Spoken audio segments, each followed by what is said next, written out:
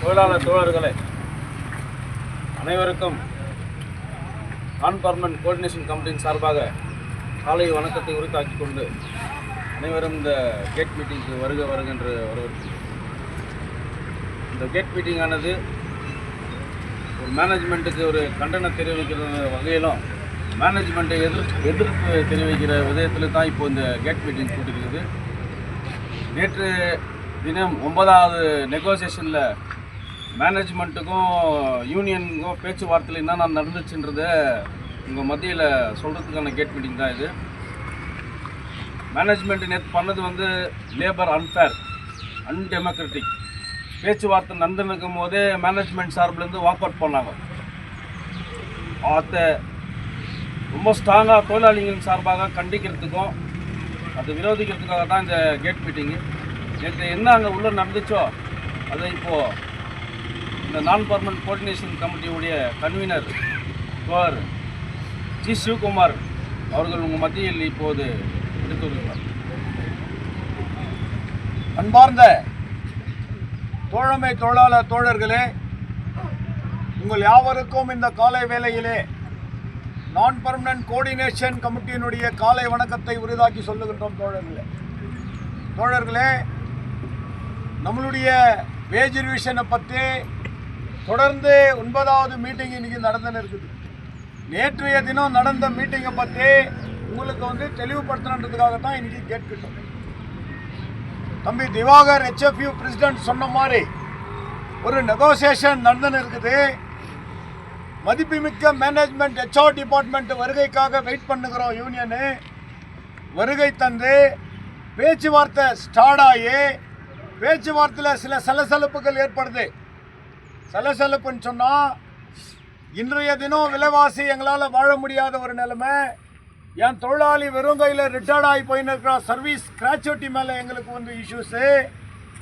இன்றைக்கி சம்பள உயர்வு தொழிலாளி மத்தியில் மிகப்பெரிய ஆதங்கத்தை எதிர்பார்த்துன்னு இருக்கிறோம்.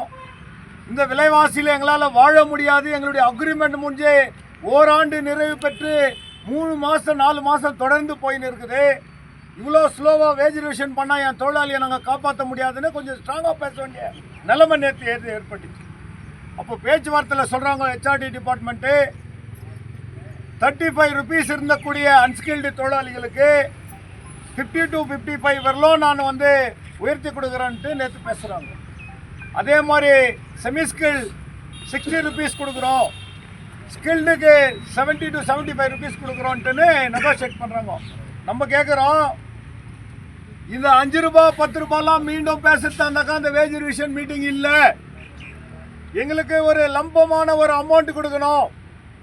ஒரு லம்பமான அமௌண்ட் கொடுக்கணும்னு சொன்னாக்கா அவங்க லாஸ்ட் அக்ரிமெண்ட்டில் இருக்கக்கூடிய அடிஷ்னல் பே, ஸ்பெஷல் பே, ஆனுவல் இன்க்ரிமெண்ட், சர்வீஸ் வெயிட்டேஜ், இப்படி பல்வேறு கோட் பண்ணியிருக்கக்கூடிய வார்த்தைகளை எடுத்துட்டு எந்த தலைப்பு இல்லாத பேச்சுவார்த்தை பண்ணோம். எப்படி பேச்சுவார்த்தை பண்ணோம்? 3 ஸ்லாப், அன்ஸ்கில்டு, செமிஸ்கில்டு, ஸ்கில்டு.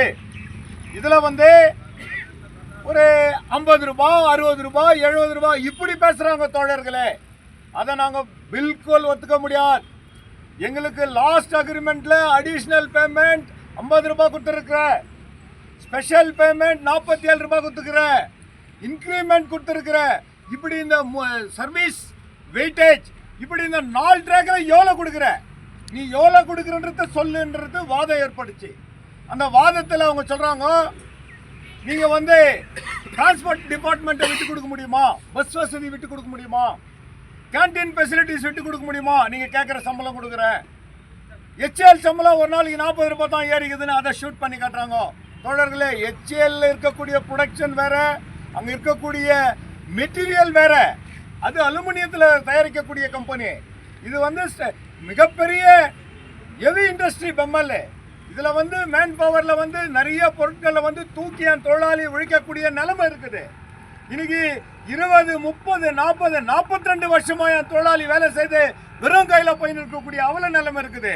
என்னுடைய சப்கான்ட்ராக்ட் தொழிலாளி இன்னைக்கு ஏறத்தாழ 10, 12, 13 வருஷமா அதே மாதிரி நான்எம்ஓஎஸ் லிஸ்ட்ல இருக்குது. இப்படி பல்வேறு இஷ்யூக்களை நீங்க ஒரு டீட்டெயில் பண்ணி எங்களுக்கு வந்து ஒரு நல்ல ஒரு சம்பள உயர்வு வேணும், எங்களுக்கு அன்ஸ்கில்டு தொழிலாளிக்கு குறைந்தபட்சம் எங்களுக்கு 1100 ரூபாய் கொடுத்தே தரணுன்றது நம்மளுடைய வாதம். இன்னைக்கு வந்து மேனேஜ்மெண்ட் என்ன யோசிக்குதுன்னு சொன்னாக்கா, எதனா ஒன்று கொஞ்சம் கொடுத்துட்டு இவங்களுக்கு வந்து முடிச்சிடலாம். தோழர்களே, யூனியன் மேலே நம்பிக்கை வைங்க. இந்த யூனியன் வந்து ஒட்டுமொத்த தொழிலாளர்களை காக்க வேண்டும் என்கின்ற தலைமை தான் இந்த இடத்துல இருக்கிறது. உங்களை வந்து சம்பள உயர்வு மற்றும் சர்வீஸ் கிராஜுவேட்டு நம்மளுக்கு கிடைக்க வேண்டிய மெடிக்கல் கிளைம் 21,000 நீ தொடப்பட்டாக்கா உனக்கு வந்து இஎஸ்ஐ எலிஜிபிள் இல்லைன்றது சட்டம். இது வெறும் பெம்மல் இல்லை, ஆல் ஓவர் இந்தியா இருக்கட்டும். இன்னைக்கு அந்த இஎஸ்ஐ ஃபெசிலிட்டிஸ் இல்லாத நம்ம எப்படி வாழ முடியும்? நம்ம குடும்பத்தை எப்படி காப்பாற்ற முடியும்? ஒரு ஏத்த குறைச்சலுக்கு நம்ம தாய் தகப்பனுக்கு நம்ம பிள்ளைங்களுக்கு எதனா ஒன்று ஆச்சுன்னா யார் பொறுப்பு? இப்படி பல்வேறு சப்ஜெக்டுங்களை பேசின்னு இருக்கிறோம். இந்த மேனேஜ்மெண்ட் என்ன பண்ணுன்னு சொன்னா கேர்லெஸ் மேனேஜ்மெண்ட். எங்ககிட்ட எந்த ஒரு ஃபைனல் முடிவு பண்ணாம எழுந்து ஃபைல் க்ளோஸ் பண்ணிட்டு போயின்னு இருக்கிறாங்க. இதை நினைக்கும் போது என்ன தருதுன்னு சொன்னாக்கா, ஒட்டுமொத்த தோழமை தொழிலாளர்களை தலகுனிய வைக்குது இந்த மேனேஜ்மெண்ட்டு. நம்ம வந்து பேச்சுவார்த்தைக்கு எத்தனை விதமான போராட்டங்களை சந்திச்சவங்க, எத்தனை விதமான கஷ்டங்களை சந்திச்சவங்க இந்த தோழமை தொழிலாளர்கள்.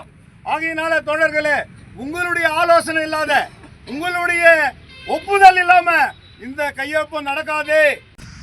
அன்பார்ந்த மதிப்பிற்கும் மரியாதைக்குரிய உயிரின மேலான தோழமை தொழிலாளர் தோழர்களே, நீங்கள் யாவருக்கும் இந்த காலை வேளையிலே நான் பர்மனன்ட் கோஆர்டினேஷன் கமிட்டியினுடைய அன்பு கடந்த வணக்கம் தோழர்களே.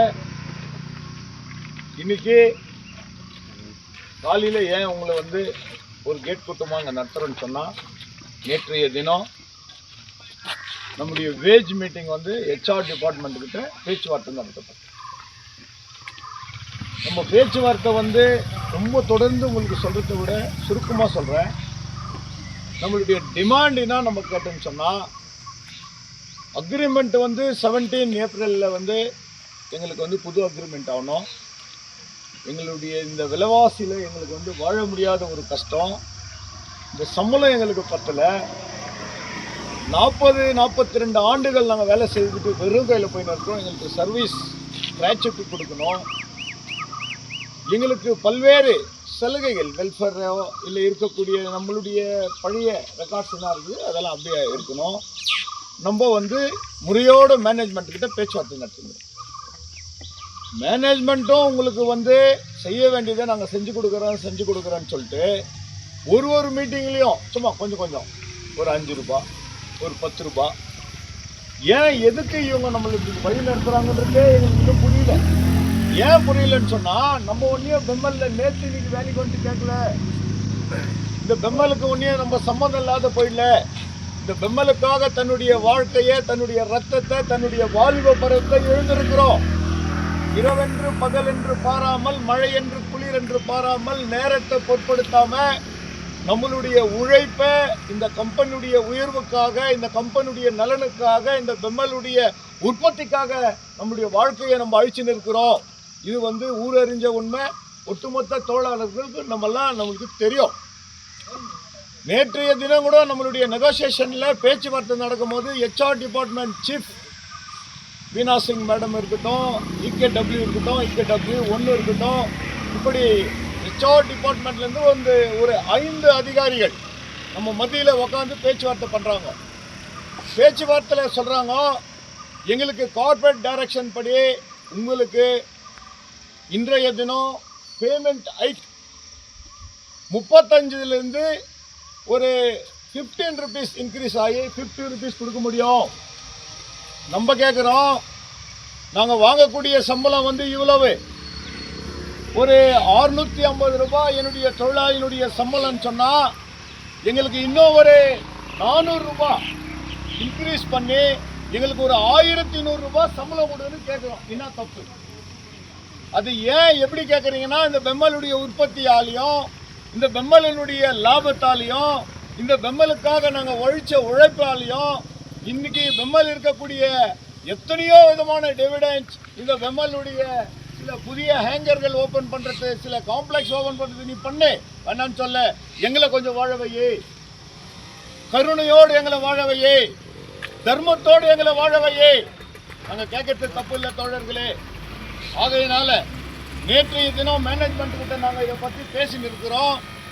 HR டிபார்ட்மெண்ட் இவ்வளோ தான் எங்களால் முடியும்னு சொல்லிட்டு ஃபைலை க்ளோஸ் பண்ணி எழுந்து போயின்னு இருக்கிறாங்க. இது ஒட்டுமொத்த தொழிலாளர்களெல்லாம் அவமானப்படுத்துறது. இந்த தங்கவயல் BML தொழிலாளர் பணிபுரியும் சங்க தலைவர்கள் மாத்திரமல்ல, அனைத்து தோழமை தொழிலாளர்களையும் தலகுனிய வைக்கிறது. காரணம், ஹிட்லர் ஆட்சி மாதிரி ஒரு வார்த்தைகள் நடக்குதுங்க. நம்மளுக்கு எந்த ஒரு உண்மையான உரிமையும் நம்ம கேட்கக்கூடிய சலுகையை இதுவரையிலும் பெறாத இருக்கிறோம். தொழிலாளினுடைய ஆதங்கம், சம்பள உயர்வாயிடுமா, சர்வீஸ் கிராச்சுவிட்டி கொடுத்துருவாங்களா? சர்வீஸ் கிராச்சுவிட்டி பற்றி பேசும்போது சொல்கிறாங்க அண்டர் ப்ராசஸ், கார்பரேட் டைரக்ஷன் அதை கையில் எடுத்துக்கிச்சு. அது நீங்கள் டைரெக்டாக கார்பரேட்டில் HRDக்கு சத்பதி சார்கிட்ட தான் அது ஃபைனலைஸ் ஆகட்டும். இவ்வளோ ஆகுது, இந்த தேதியிலேருந்து கொடுக்குறேன், இவ்வளோ பேருக்கு கொடுக்குறேன், தாராளமாக சொல்லலாம். ஆனால் அது சொல்கிறதுக்கு அவங்க முன்ன வரல. ஆனால் அது அக்செப்ட் ஆகிருக்குது, அது ப்ராசஸில் இருக்குது. உங்களுக்கு அது நிச்சயம் கிடைக்கும். வார்த்தையில் சொல்கிறாங்க. தோழர்களே, தொழிலாளிகளுடைய ப்ரெஷர் யூனியனுக்கு அதிகமாக இருக்குது. ஏன் இருக்குது? இவ்வளோ நாள் போராட்டம் பண்ணி, இவ்வளோ நாள் ஸ்ட்ரைக் பண்ணி, இவ்வளோ நாளாக நாங்கள் காத்துன்னு இருக்கிறோம். ஏன் இந்த மேனேஜ்மெண்ட் கொடுக்காது இருக்குது? இந்த மேனேஜ்மெண்ட்டுக்கு என்ன தொழிலாளி மீது அக்கறை இல்லையா? இல்லை இந்த பெம்மலுடைய உற்பத்தி மேலே அக்கறை இல்லையா? புரியல காம்ரேட் தோழர்களே. நேற்றைய தினம் அவ்வளோ ரெக்வஸ்ட் பண்ணுறோம், அவ்வளோ தலைவணிங்க கேட்குறோம், சட்டத்தை கையில் எடுத்து கேட்குறோம், தர்மத்தோடு கேட்குறோம். எங்களுக்கு கொடுக்க வேண்டிய சம்பள உயர்வை எங்களுக்கு டிக்ளேர் பண்ணு. எங்கள் தொழிலாளி நாள்தோறும் மாதத்துக்கு 20 பேர் 25 பேர் ரிட்டையர்ட் ஆகி வெறுங்கையில் போயின்னு இருக்கிறான். நீ கொடுக்குறேன்னு சொல்கிற, எப்போ எவ்வளோ நாளைக்கு கொடுக்குற? அது எனக்கு தெளிவுபடுத்து. நீ கொடு, வேணான்னு சொல்ல. இன்னும் கூட டாக்குமெண்ட் பண்ணோம், அது மேலே நிறைய சட்ட சிக்கல் எடு, நாள் எடுத்துக்கோ. பட் எப்போ கொடுக்குறோம், எவ்வளோ கொடுக்குறோம்? குறைஞ்சபட்சம் நாங்கள் ஒரு 5 லட்சமாவது என் தொழிலாளி கொடுக்கணுன்றது தான் நம்மளுடைய யூனியனுடைய டிமாண்ட். இப்படி பல்வேறு நம்மளுடைய பெற வேண்டிய உரிமைகளை நம்ம கேட்டுன்னு இருக்கிறோம், மேனேஜ்மெண்ட் கிட்ட பேசின்னு இருக்கிறோம். நேற்றைய தினம் இவ்வளோ சம்பளத்துக்கு வந்திருக்கிறாங்க, 50, 60, 70ன்னு 3 ஸ்லாபாக நிற்கிறாங்க. நம்ம கேட்குறோம், அன்ஸ்கில்டு தொழிலாளிக்கு 1100 ரூபாய் நீ கொடுத்தா தான் நாங்கள் கையெழுத்து இடுவோம். இதில் எந்த மாற்றம் இல்லை தோழர்களே. ஆகையினால அப்படி பல்வேறு ஏதாச்சும் பிரச்சனைகள் வந்தால் கூட நம்ம இதில் துணிந்து நிற்கணுன்றது நம்மளுடைய வேண்டுகோளாக இருக்குது.